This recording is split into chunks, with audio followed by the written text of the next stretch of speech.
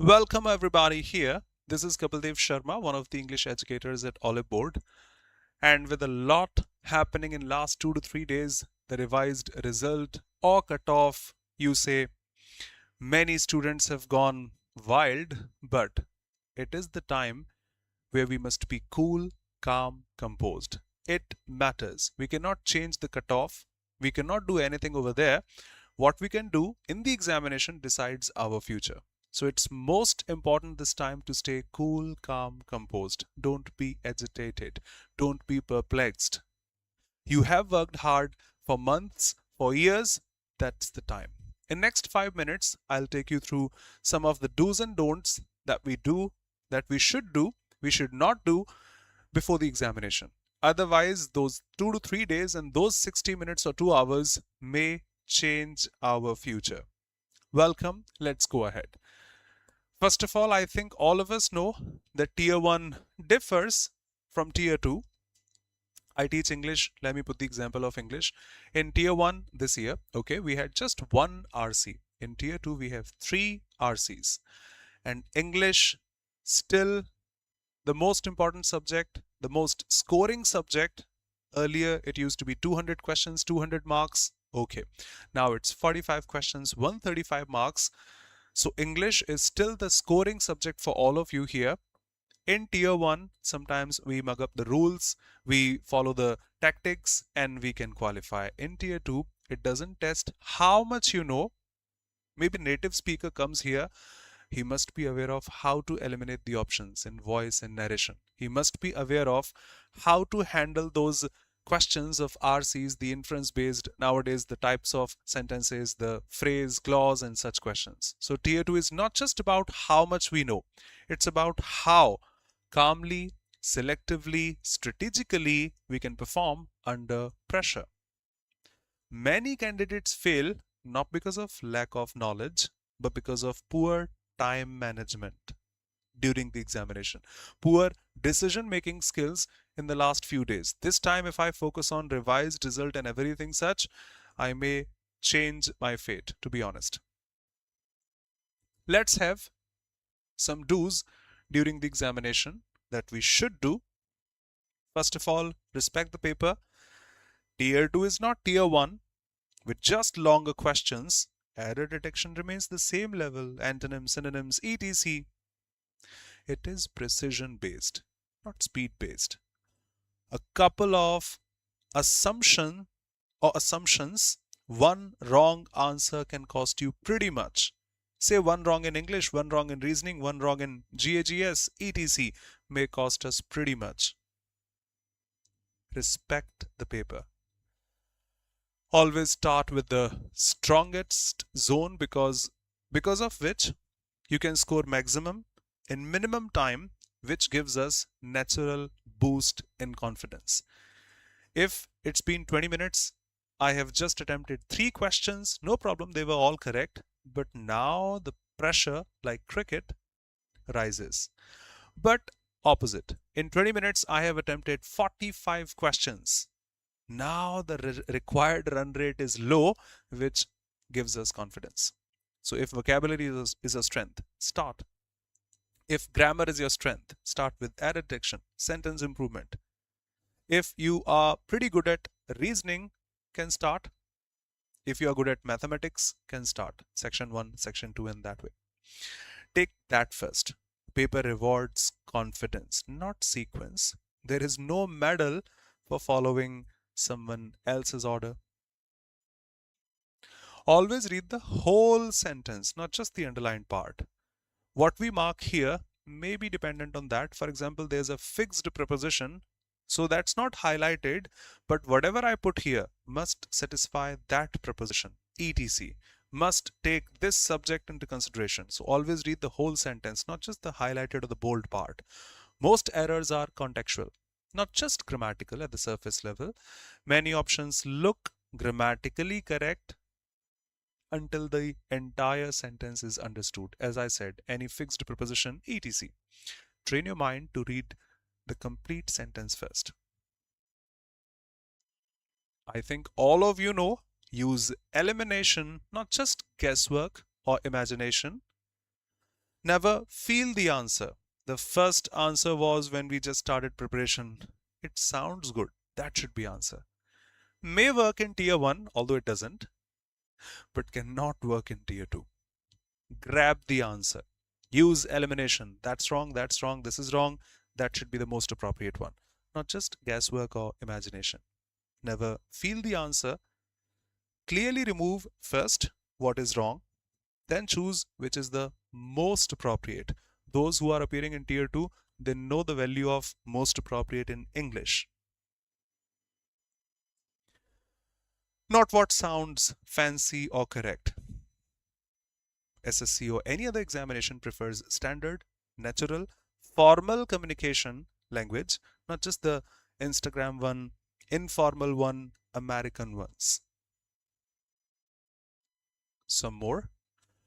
Be ruthless with vocabulary questions. If you do not know the answer, use elimination first. If that seems, for example, there's a word given I do not know the answer of, but 3 of the words are synonymous. The 4th one should be correct, because if they are asking some synonym, if A is correct, so is B, so is C. They have the same meaning, 4th one should be there. If you cannot eliminate, leave it. As I said, one wrong answer can cost us pretty much. I think you know, I'm sure you know, the minus marking here is not 1 upon 4, it's 1 upon 3. If you do not know the word, even after analyzing, skip it without any regret. Blind guessing in tier 2 is the fastest way to sink your score. In the comprehension questions, especially those where we have to infer, not the direct or the fact-based ones or the data-based ones, analyze. Ask yourself, why was this point written? The argument, the criticism, the observation, the report, or any other inference. Once that is clear, answer it. How can we forget this? One of the most important points, manage time like a professional. The same information again. Completing 50 correct answers in 60 minutes, leaving 50 won't help me get selected. I must measure time, keep time, manage time. During the examination also, while attempting questions also, and in my opinion, if you have had enough practice, at least 3 to 4 minutes or 5 minutes must be there for proofreading as a safety buffer.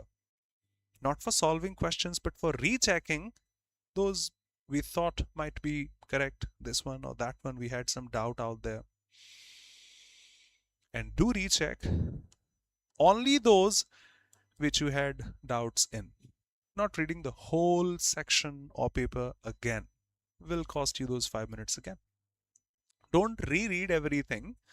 Focus on those questions where you felt 2 options were close. That is where marks are gained or lost.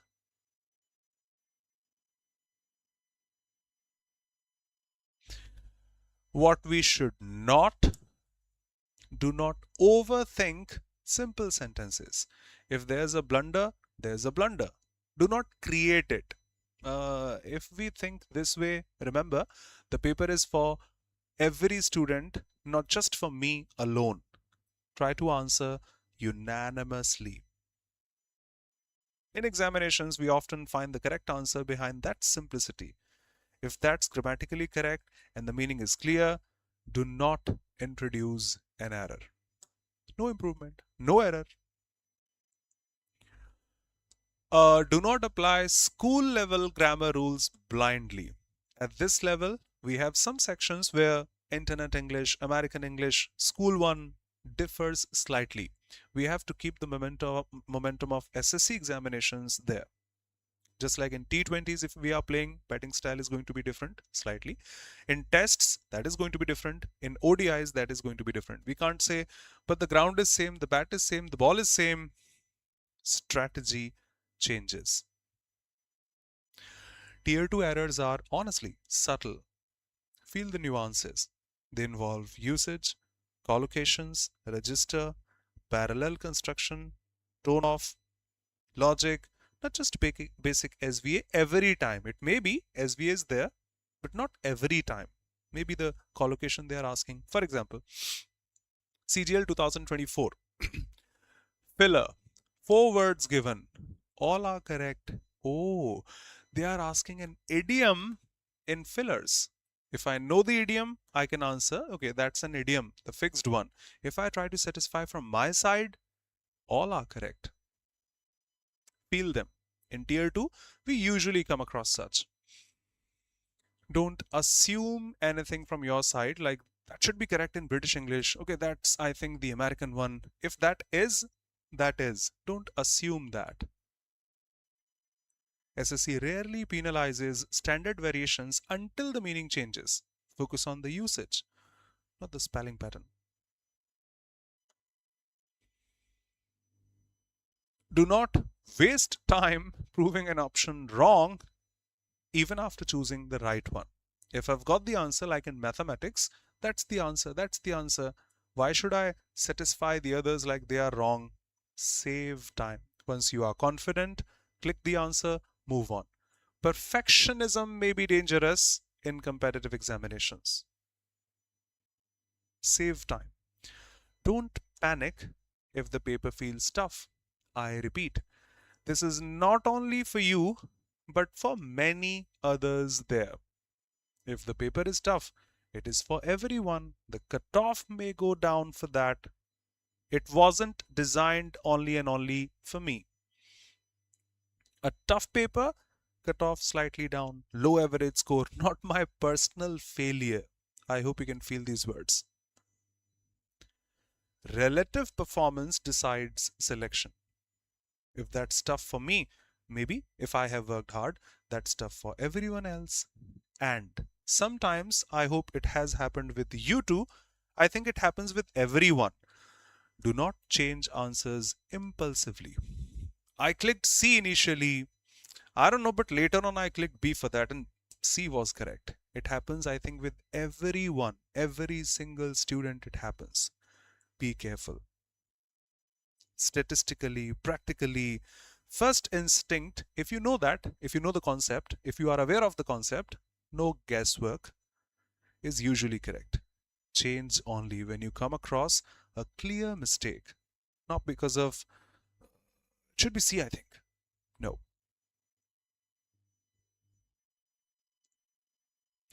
Final exam day mindset from my side. Remember, we are not attempting all questions. Cutoff is not 390 out of 390 or 200 out of 200. We are attempting the right questions. Many teachers say attempting questions is an art. Skipping questions is also an art. We are not just exaggerating or proving our English. We are protecting our score. Remember, one silly mistake can cost us. Tier 2 English rewards not just English, each and every subject out there rewards maturity, your confidence, your perseverance, not just impulse or aggression. Cool, calm, composed mindset reading beats fast clicking. Not for each and every question, we can. Clarity always beats cleverness. If I know the concept, I can derive it. Random guesswork may not be beneficial for me each and every time. If you stay composed, selective, cool, calm, disciplined, English, I always say, can become your rank booster, not your rank killer. Be careful. Walk into the examination hall like obviously we have worked hard for this. That's why, and that's how I qualified tier 1 and jumped into tier 2. That's not a piece of luck or fortune that helped me sit in the examination. I have worked hard for that. Be confident. I have worked hard for that. Enter the hall like someone who has done this for years, even if it is your first attempt. Your confidence or lack of confidence separates selected candidates from the rest of those. I hope you can feel this. Okay.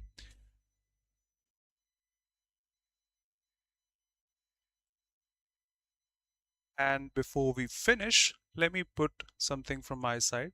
Final guidance. I usually keep this slide. Remember, your attempt here, maybe your first one also, many students appear for the first time, should be treated as a serious opportunity, not just an experiment like if I don't qualify this year, will qualify next year. Even if it is your first attempt, treat that seriously. With disciplined preparation that you have had, correct strategy, awareness of the common errors that are frequently repeated, success is achievable. I repeat, even in the first attempt. Many students qualify. We can learn from mistakes. Of course, you must have appeared in many mock tests, analyzed them, those two sorts of mistakes that we always commit. The concept based ones, I did not know this. Learning the new concept. The common one, I always mark this wrong, but next time I'll avoid this. Learning from our own mistakes, I hope you know, is the best teacher, so that we don't repeat them in the actual examination. Mock tests are for practice. And finally, don't panic. Panic blocks logic.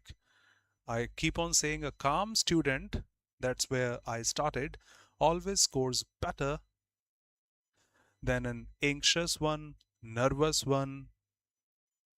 You are not one of those. Mind it. Before I finish, let me just show you something or some initiative from Oliveboard side. We have this 360-degree kit to help you revise smarter in each and every class. So what's new? Just have a look at this. You can have the summary of the class, can have a question, notes, detailed notes, quiz, flashcards, PDFs, and pretty much. I think you might not have seen this before ever. What?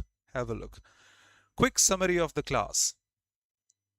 After the class, the concise summary of entire video is available for quick revision. Just like whatever the teacher spoke, whatever the slides had, it's concluded over there. You need not check everything. Then we have detailed notes, like a verb denotes action, state of being, or possession. I teach, I am a teacher. Detailed notes, not just from slides, but also from the words of the teacher. They are available. 360-degree kit, Mr. ABD. Comprehensive notes covering major topics discussed in the class. Not just these, quick summary or detailed notes. We have the FAQs, commonly asked questions, frequently asked questions, quizzes, test your understanding with instantly with those quick questions and clear explanation also. You can have revision flashcards also, studying on the go. Check out the flashcards with detailed explanation. Of course, if you are studying on the go while traveling in the metro, can utilize that time perfectly. Not just these, we call this 360-degree pretty much. My note section also. Create and save notes for your own personal understanding with time stamps also. At this time it was discussed. I wish to highlight this, mark this. At this time it was discussed. Easy chapter navigation. You can jump directly into important topics and sections. No more scrolling. Just like first section, mnemonic devices. Second section, reverse alphabet coding. Third one, coding, decoding, logic, puzzles, binary coding, advanced coding, and such. Once you appear in the classes, you will definitely check. This is going to be, how should I put into words? A pretty impressive, helpful resource for all of you. A class of 1 hour has been divided into multiple points. Each one of that is beneficial for you. Do check next time you take a class at Oliveboard. Okay, and before I finish, would love to say all the best for your examination first. All the very, very best for your examination first. If you are new here, do subscribe to the channel. Join the free classes at YouTube also. You can download the PDF of those YouTube classes also. Go to the app, go to the courses section, and they are all available in the YouTube PDF section. Thank you so much. Bye-bye. Take care. Be safe. Stay healthy, happy, and remember, panic blocks logic. A cool, calm, composed mind performs better than an anxious one. All the best from our side. That's what I can say. Go break a leg. All the best, everyone. And do comment your score once you come back. All the best. If I can be of any help, if you need something, if you wish to ask something, can drop a comment. We'll be happy to reply. All the best. Thank you.